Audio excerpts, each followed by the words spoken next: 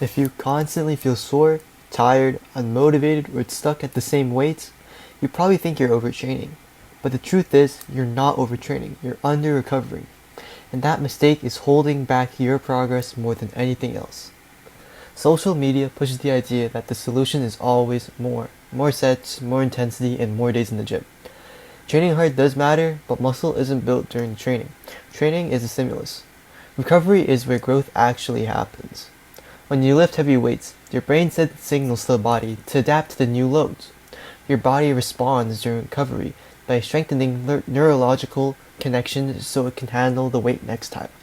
If you keep adding stress without allowing enough recovery, you won't get stronger. You just get run down in the process. Most people who say they're overtrained aren't actually experiencing true overtraining. That's very rare. What they are dealing with is chronic under-recovery. So some symptoms of this is that you don't get enough sleep. You need minimum 8 hours of sleep most days, and it's most important during training days. Too much volume taken to failure. 4+ sets for one exercise taken to failure is too much. Not eating enough so that you can feel your workouts.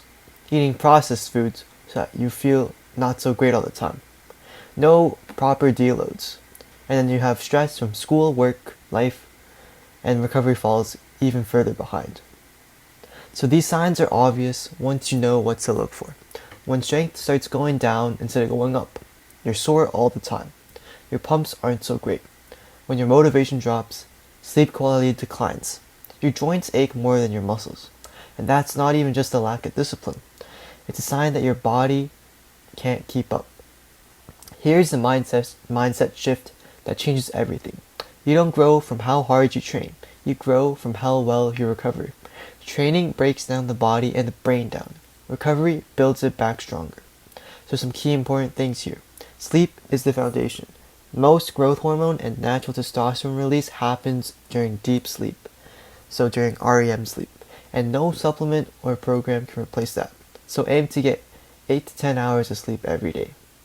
Nutrition is just as critical. If you're not eating enough calories, protein, macronutrients, micronutrients, your body doesn't have any of the resources it needs to be able to recover. Volume also needs to be managed. More sets doesn't automatically mean more growth.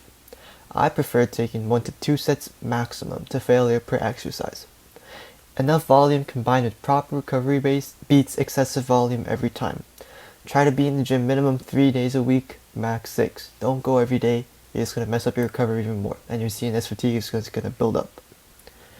Another thing, deloads matter after around the 1.5 year mark of consistent lifting. Pulling back strategically allows your body to fully adapt and come back stronger.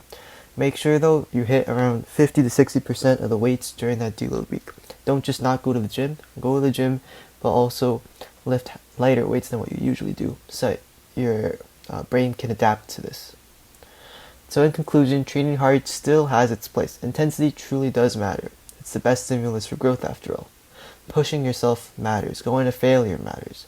But this only works if recovery matches the demand. The strongest and most aesthetic lifters you see aren't just good at training. They're elite at recovery.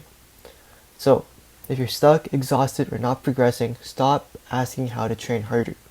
Instead, you should start asking how to recover better. Because you're not overtraining, but you're under recovering.